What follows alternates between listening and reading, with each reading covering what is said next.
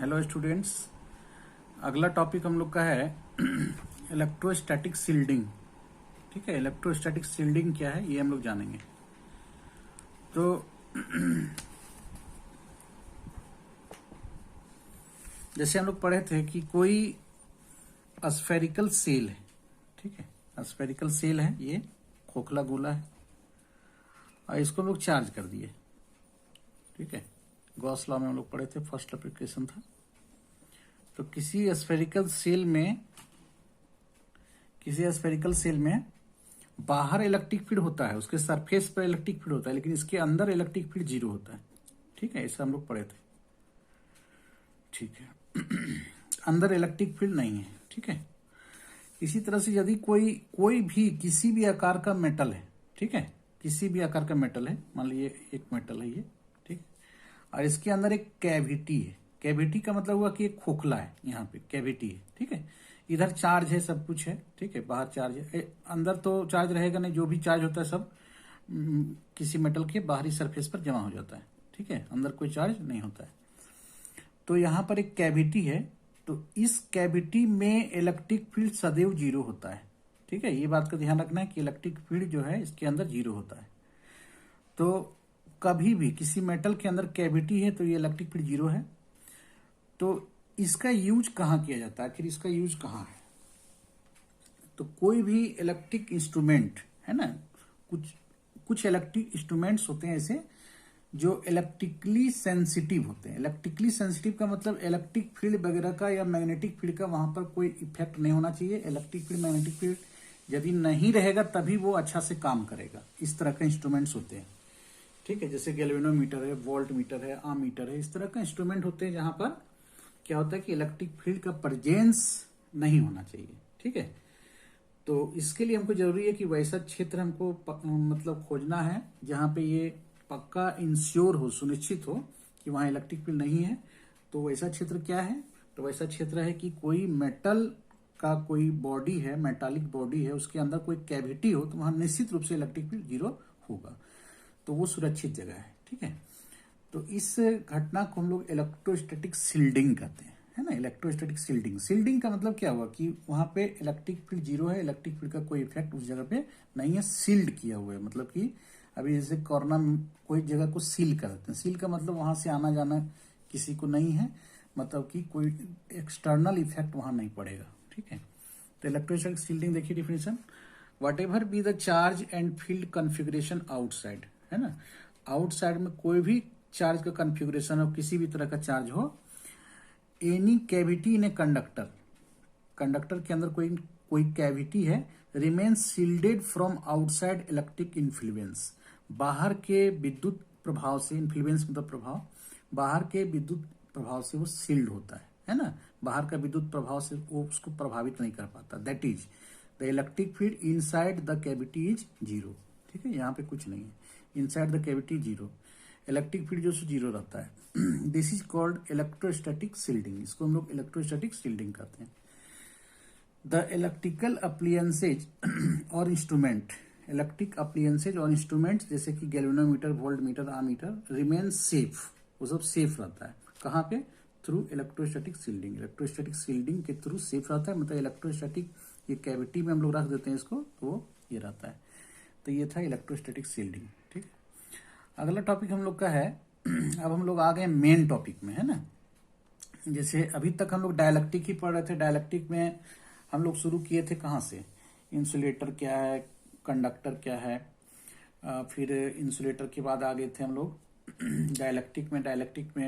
Dielectric किसे कहते हैं, डायलैक्ट्रिक का दो टाइप है, कुछ फॉर्मूलाज वगैरह थे, वो सब हम लोग प्रूव किए। उसके पहले हम लोग इलेक्ट्रिक पोटेंशियल वगैरह पढ़ रहे थे, है ना, कि electric potential energy, electric potential difference, relation between electric potential and electric field intensity, ये सब था। ठीक है, अब हम लोग मेन जो परीक्षा में पूछा जाता है वो टॉपिक पर आते हैं, जिसका नाम है कैपेसिटर। ठीक है, कैपेसिटर का एक ऑडियो भी भेजे थे, तो कैपेसिटर को हम लोग देखते हैं कैपेसिटर क्या कहलाता है। कैपेसिटर तो कैपेसिटर के बारे में क्या है देखिए, कैपेसिटर क्या है? A capacitor is a system of two conductors, है ना। ऑडियो में समझाए थे कि दो कंडक्टर से मिलकर बना होता है। सेपरेटेड बाय एन इंसुलेटर, मतलब दोनों कंडक्टर के बीच इंसुलेटर है। इंसुलेटर क्या हो सकता है, तो दोनों कंडक्टर के बीच एयर भी हो सकता है, या फिर हम लोग जनरली कुचालक रखेंगे, है ना, जनरली कुचालक रखेंगे।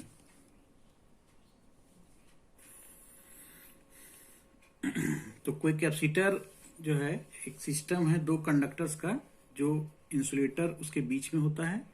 Usually the charges on the conductors are equal and opposite, मतलब एक कंडक्टर पर पॉजिटिव चार्ज है तो दूसरे कंडक्टर पर नेगेटिव चार्ज होगा, और दोनों का मैग्नीट्यूड इक्वल होगा, लेकिन नेचर अपोजिट होगा। कहने मतलब एक पर प्लस क्यू है तो दूसरे पर माइनस क्यू है ना। जैसे मान लीजिए कि कोई भी दो कंडक्टर किसी भी शेप का ले सकते हैं, ऐसे हम लोग पढ़ने वाले पैरेलल प्लेट कैपेसिटर। तो मान लीजिए दो कंडक्टर है, इस पर जो सब क्यू चार्ज है प्लस क्यू है, इसके सामने वाले फेस में यहाँ माइनस क्यू होना चाहिए, ठीक है, ये क्यू है तो यहाँ पर क्या होना चाहिए, माइनस क्यू होना चाहिए। A capacitor can store electrostatic energy in the form of electric charge। ठीक है, कैपेसिटर का काम क्या है, ये इलेक्ट्रोस्टैटिक एनर्जी को स्टोर करेगा, किस फॉर्म में, इलेक्ट्रिक चार्ज के फॉर्म में स्टोर करेगा। Single conductor can be used as a capacitor.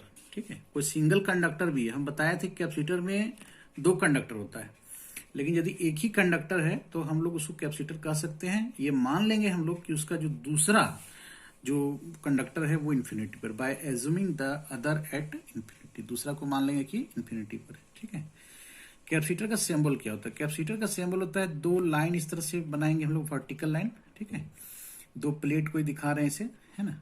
और हम लोग सेल जब पढ़ेंगे तो सेल का नोटेशन हम लोग दिखाएंगे, एक बड़ा लाइन रहेगा और एक छोटा लाइन रहेगा इसे, तो ये सेल हो जाता है। ठीक है, ये सेल हम लोग पढ़ेंगे आगे, आगे जरूरत पड़ेगा, इस चैप्टर में भी जरूरत पड़ जाएगा थोड़ा सा, ऐसे सेल के बारे में अगले चैप्टर में पढ़ते हैं। यदि कोई वेरिएबल कैपेसिटर है तो वेरिएबल कैपेसिटर को ऐसे तीर का चिन्ह दिखा देंगे, है ना, ये दो लाइन वर्टिकल ऐसे तीर का चिन्ह, वेरिएबल कैपेसिटर, और ये सिंपल कैपेसिटर है। तो वेरिएबल कैपेसिटर का मतलब इसका जो कैपेसिटेंस होगा, आगे हम लोग पढ़ने वाले हैं कैपेसिटेंस, तो कैपेसिटेंस इसका जो है सो क्या होगा, डिफरेंट होगा, चेंज करेगा। ठीक है, अब देखिए इसका यूजेज, कैपेसिटर का यूज कहाँ होता है, तो it is use in fans, Motors, radio sets, computers, TV set, mobile set, ये सब में इसका यूज होता है। जैसे मोबाइल, ये हर जगह अलग अलग प्रकार से इसका यूज है, उस तरह का यूज हम लोग को अभी तत्काल नहीं पढ़ना है, धीरे धीरे हम लोग अलग अलग चैप्टर में कुछ कुछ जरूरत पड़ेगा वैसे पढ़ेंगे। जैसे फैन में बताया था कि फैन को स्टार्ट होने के लिए ज्यादा करंट चाहिए। ठीक है, तो कैपेसिटर क्या करता है, एनर्जी को स्टोर करता है, अचानक से ही एक बार में ये जो है एनर्जी सप्लाई कर देता है, उसके बाद फैन जो है चलना शुरू करता है, तो उसको कम करंट का जरूरत पड़ता है। इसी तरह मोटर वगैरह में होता है। तो कैपेसिटर का यूज जो है फैन में, मोटर में, ये सब में इस तरह से है। Radio set, computer, TV set, ये सब में कैपेसिटर का यूज दूसरे तरह से होता है, वहां पे एक सर्किट अलग तरह का होता है, एलसीआर सर्किट, चौथा चैप्टर में पढ़ना है। तो एलसीआर कहने का मतलब सी मतलब वहां कैपेसिटेंस है ना, तो कैपेसिटेंस का जरूरत पड़ेगा, वो आगे समझ में आएगा। कैपेसिटर से रिलेटेड और भी टॉपिक्स हम लोग यहाँ पढ़ने वाले हैं। ठीक है, अब हम लोग जानेंगे कि कैपेसिटर जो है एक डिवाइस का नाम है। ठीक है, और कैपेसिटेंस उसका एक प्रॉपर्टी है। तो कैपेसिटेंस क्या होता है ये हम लोग जानेंगे। पेज नंबर 98 पर हम लोग आते हैं। The measure of the ability of a conductor, ठीक है, टू स्टोर इलेक्ट्रिक चार्ज और energy is called electrical capacitance और कैपेसिटी ऑफ द कंडक्टर। तो किसी कंडक्टर का, ठीक है, कैपेसिटी और किसी कंडक्टर का कैपेसिटेंस या किसी कंडक्टर का इलेक्ट्रिकल कैपेसिटेंस एक ही बात होता है। कंडक्टर का कैपेसिटी या केवल कैपेसिटेंस या इलेक्ट्रिकल कैपेसिटेंस, ये सब एक चीज होता है ना। तो किसी कंडक्टर का कैपेसिटेंस, इलेक्ट्रिक कैपेसिटेंस या कैपेसिटी क्या होता है, तो बोलता है कि ये एक तरह का एबिलिटी है, क्षमता है। क्या जगह क्षमता है, कंडक्टर का टू स्टोर इलेक्ट्रिक चार्ज और एनर्जी, इलेक्ट्रिक चार्ज और एनर्जी को स्टोर करने की क्षमता है ये कैपेसिटेंस, है ना। किसी कंडक्टर का, कोई कंडक्टर कितना ज्यादा चार्ज को स्टोर कर सकता है, उसकी क्षमता को हम लोग कैपेसिटेंस कहते हैं। कितना ज्यादा इलेक्ट्रिक एनर्जी स्टोर कर सकता है, इसकी क्षमता को हम लोग कैपेसिटेंस कहते हैं। अच्छा, यहाँ कंडक्टर की जगह पर हम लोग कैपेसिटर भी लिख सकते हैं। जैसे हम बताए ना कि कैपेसिटर जो है एक आइसोलेटेड कंडक्टर को भी कैपेसिटर ही बोलते हैं, उसका दूसरा कंडक्टर हम लोग मान लेते हैं कि इन्फिनिटी पर है ना। तो दोनों चीज होगा, हम लोग धीरे धीरे इसको हम लोग पढ़ेंगे तो समझ में आ जाएगा। तो कैपेसिटेंस क्या हुआ कि कोई कंडक्टर कितना ज्यादा चार्ज को स्टोर कर सकता है, इसका क्षमता। ठीक है, ठीक है, इसको हम लोग मैथमेटिकली एक्सप्रेस करते हैं। It is expressed as ratio of charge and potential of a conductor. किसी कंडक्टर का चार्ज और उस कंडक्टर का पोटेंशियल, चार्ज बाय पोटेंशियल को हम लोग कैपेसिटेंस बोलते हैं। और जब कंडक्टर ये नहीं रहेगा, कोई कैपेसिटर रहेगा, है ना, तो उसका कैपेसिटेंस का भी यही फॉर्मूला रहेगा, लेकिन उस केस में क्या होगा, भी जो है मेरा पोटेंशियल डिफरेंस कहलाएगा। ठीक है, तो पोटेंशियल और पोटेंशियल डिफरेंस को अब से पोटेंशियल और पोटेंशियल डिफरेंस को अब से हम लोग भी से ही डिनोट करेंगे। मतलब इलेक्ट्रिक पोटेंशियल रहेगा तभी भी से, और पोटेंशियल डिफरेंस रहेगा तभी भी से, है ना। ये हम ऐसा कर रहे हैं, ऐसा नहीं, ऐसा डिनोट किया ही जाता है ना। तो यहाँ कंडक्टर लिखा हुआ था तो हम लोग बोल देंगे चलो भी पोटेंशियल है, इलेक्ट्रिक पोटेंशियल उस सरफेस का। मान लीजिए कि कोई कंडक्टर है, इस पर क्यू चार्ज है, ठीक है, तो मान लीजिए क्यू चार्ज है, इसका जरूर चार्ज है तो पोटेंशियल भी होगा, तो इसके सरफेस का पोटेंशियल भी है, तो क्यू बटे भी, है ना, उस भी जो है पोटेंशियल इसी चार्ज का, क्यू बटे भी को हम लोग बोलते हैं कैपेसिटेंस। और यदि मान लीजिए जो कैपेसिटर बनता है वो दो कंडक्टर से बनता है, जैसे यहाँ पे जैसे ये कैपेसिटर है, प्लस चार्ज है माइनस चार्ज है ना। अपना कोई भी कंडक्टर किसी भी शेप का हो सकता है, तो यहाँ इसका पोटेंशियल मान लीजिए V1 है, इसका पोटेंशियल V2 है, तो potential difference V1 minus V2 हो गया। V1 माइनस V2 को हम V से डिनोट करेंगे, ठीक है। तो यहाँ पर C बराबर जो Q बटा V लिखे हुए हैं, C बराबर Q बटा V लिखे हुए हैं, यहाँ V का मतलब हो गया पोटेंशियल डिफरेंस दोनों कंडक्टर के बीच का, ठीक है। अच्छा, अब यहाँ पे एक सवाल उठता है कि कैपेसिटेंस जो है, वो अभी बताया था कि कैपेसिटेंस किसी कंडक्टर का एबिलिटी है, किसी कंडक्टर का एबिलिटी है। क्या चीज का एबिलिटी है, क्षमता है, तो चार्ज को स्टोर करने का, एनर्जी को स्टोर करने का। तो ठीक है, हम लोग जैसे मान लेते हैं कि एनर्जी को स्टोर करने की क्षमता है या चार्ज को स्टोर करने की क्षमता है, तो कैपेसिटेंस का यूनिट जो है सो या तो जूल होना चाहिए, एनर्जी है तो जूल होना चाहिए, नहीं तो चार्ज है तो चार्ज का कूलाम होना चाहिए, ठीक है, या तो जूल होना चाहिए या कूलाम होना चाहिए, कि कैपेसिटी है चार्ज को स्टोर करने का। लेकिन कैपेसिटेंस का यूनिट यहाँ पे यदि देखते हैं हम लोग, एसआई यूनिट ऑफ कैपेसिटेंस, तो ये फराड होता है, इसको फराड पढ़ते हैं, एफ से डिनोट करते हैं, coulomb per volt, coulomb volt, coulomb per volt को फराड बोला जाता है स्पेशली। तो यहाँ पर एक बहुत बड़ा सवाल है कि आखिर कैपेसिटी जो है चार्ज है या फिर एनर्जी है, तो इसका जूल में होना चाहिए था या फिर कूलम में होना चाहिए, लेकिन ये तो कूलम पर वोल्ट है। इसको हम लोग थोड़ा समझेंगे, ठीक है। थोड़ा सा और भी यूनिट देख लेते हैं, अदर यूनिट्स। जैसे फराड जो है इसका यूनिट है, ठीक है। फराड का यूज कभी नहीं किया जाता, एक फराड दो फराड ऐसा कभी नहीं होता। प्रैक्टिकली फराड जो है बहुत बड़ा यूनिट है, बहुत बड़ा कैपेसिटेंस है ना। फराड का यूज किया ही नहीं जाता है, उसको भी हम प्रूफ करके दिखाएंगे कि फराड का यूज नहीं किया जाएगा। उसका यूज मतलब बहुत छोटे स्तर पर, जैसे कि माइक्रो फराड, देखिए इसको पढ़ते हैं 1 माइक्रो फराड, जैसे माइक्रो कूलम होता था म्यू एफ 10 का power minus 6। 1 pico farad P F small P capital F 10 का power minus 12। Milli farad M F 10 का पावर माइनस 3। नाइनो फराड एन एफ 10 का पावर माइनस 9। तो ये सब यूनिट का प्रयोग जनरली किया जाता है ना। माइक्रो फराड, पिको फराड, मिली फराड, नैनो फराड, ये सब फराड से बहुत कम है, बहुत छोटा है। फराड का भी नहीं किया जाता। हम दिखाएंगे इसको एक फॉर्मूला से, समझ में आ जाएगा जब हम लोग कैपेसिटेंस निकालेंगे, ठीक है। तो capacitance equal to Q by V, इस पर हम लोग आते हैं। यहाँ पर एक सवाल और, यहाँ पे थोड़ा सा कंफ्यूजन को लोग दूर कर लेते हैं कि कैपेसिटेंस बराबर क्यू बाय भी है, तो कैपेसिटेंस लग रहा है कि जैसे चार्ज पर डिपेंड कर रहा है, कैपेसिटेंस लग रहा है जैसे पोटेंशियल पर डिपेंड कर रहा है। कैपेसिटेंस चार्ज पर डिपेंड कर रहा है, कैपेसिटेंस पोटेंशियल डिफरेंस पर डिपेंड कर रहा है या पोटेंशियल पर डिपेंड कर रहा है, ऐसा लग रहा है इस फॉर्मूला से। लेकिन ऐसा बिल्कुल नहीं है। कैपेसिटेंस चार्ज पर डिपेंड नहीं करता है, कैपेसिटेंस पोटेंशियल डिफरेंस पर डिपेंड नहीं करता है, कैपेसिटेंस पोटेंशियल पर डिपेंड नहीं करता है। क्यों नहीं करता है ना, ये भी हमको जानना है। तो यहाँ पर दो सवाल हो गया कि पोटेंशियल जो है वो कैपेसिटेंस जो है उसका यूनिट जूल क्यों नहीं था, उसका यूनिट ये चार्ज कूलम क्यों नहीं था, फराड क्यों है, और दूसरा चीज ये डिपेंड क्यों नहीं कर रहा है, ठीक है। तो ये चीज हम लोग जरूर जानेंगे, ठीक है। लेकिन परीक्षा में बस यही है कि कैपेसिटेंस पूछा तो ये लिखना है, यूनिट पूछा तो ये लिखना है ना। अब इसका डायमेंशन भी हम लोग को जानना है, लेकिन डायमेंशन जानने के लिए तो हम लोग को पोटेंशियल का भी डायमेंशन जानना होगा, तभी ना आगे बढ़ पाएंगे, ठीक है। तो इसको हम समझा रहे हैं, ठीक है, लेकिन थोड़ा सा हम लोग थोड़ा आगे बढ़ जाते हैं। कुछ पॉइंट्स हैं। The net charge on a capacitor is zero. ठीक है, किसी कैपेसिटर पर नेट चार्ज जीरो होता है। क्यों नहीं जीरो होगा? क्योंकि एक में प्लस क्यू है, दूसरे में माइनस क्यू है, तो प्लस क्यू और माइनस क्यू मिल करके जीरो हो जाएगा। But the magnitude of charge on the either plate is refer to the charge on the capacitor. ठीक है, मान लीजिए एक सिंपल में लेते हैं कैपेसिटर, प्लेट है, एक पर प्लस चार्ज है, दूसरे पर माइनस चार्ज। इसी तरह का प्लेट के बारे में हम लोग कैपेसिटर में पढ़ना रहेगा, है ना। तो इस पर नेट चार्ज जीरो होगा, लेकिन ऐसे बोला जाता है कि इस कैपेसिटर पर कितना चार्ज है। तो इस कैपेसिटर पर जो चार्ज हम बोलेंगे, मान लीजिए क्यू है, ये माइनस क्यू है, तो इसका मैग्नीट्यूड तो क्यू है, माइनस क्यू का भी मैग्नीट्यूड क्यू है। तो हम लोग बोलेंगे कि कैपेसिटर का जो चार्ज है वो क्यू बोला जाएगा, है ना, जीरो नहीं बोला जाएगा। जीरो बोला जाता तो सब में जीरो हो जाएगा ना, जितना भी कैपेसिटर होगा सब में चार्ज जीरो हो जाता है। इसलिए रेफर किया गया, इस तरह से बोध किया जाता है। रेफर का मतलब बोध होता है। either plate magnitude of charge on either plate is referred to the charge on the capacitor। Capacitor पर जो चार्ज, मान लीजिए 2 माइक्रोकूलम है, ये -2 माइक्रोकूलम है ना, तो कैपेसिटर पर कितना चार्ज है? 2 माइक्रोकूलम। दोनों मिलकर कितना हो गया? जीरो। ठीक है, इस पर मान लीजिए 10 है, ये -10 है, तो कैपेसिटर पर चार्ज कितना हुआ? 10, है ना।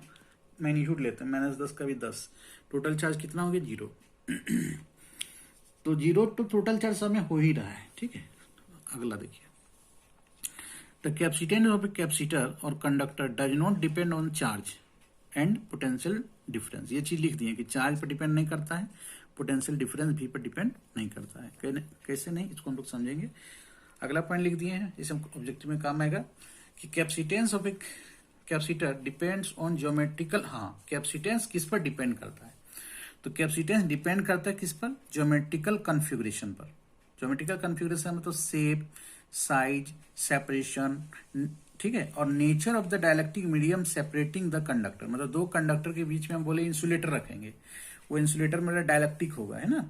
तो डायलेक्ट्रिक का नेचर कैसा है, उसका डायलेक्ट्रिक कांस्टेंट कैसा है, उसका ससेप्टिबिलिटी क्या है, उस पर डिपेंड करता है। तो कैपेसिटेंस शेप पर डिपेंड करता है, साइज पर डिपेंड करता है, मतलब आकार पर डिपेंड करता है, आकृति पर डिपेंड करता है, सेपरेशन मतलब दोनों की प्लेट के बीच की दूरी पर निर्भर करता है।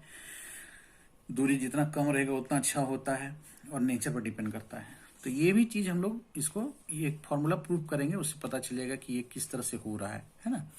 और कैपेसिटेंस जो है सो कंडक्टर का चार्ज पर पोटेंशियल पर डिपेंड क्यों नहीं करता है। ठीक है, तो यहां पर हम लोग फिर से आते हैं कि आखिर कैपेसिटेंस का यूनिट जो है कूलम क्यों नहीं हुआ, एनर्जी क्यों नहीं हुआ। ठीक है, तो एक्चुअली कैपेसिटेंस जो है वो डिपेंड करता है पोटेंशियल पर भी। ठीक है, कैपेसिटेंस जो है पोटेंशियल पर भी डिपेंड करता है, केवल चार्ज पर डिपेंड नहीं करता है। इसको हम लोग समझते हैं थोड़ा सा।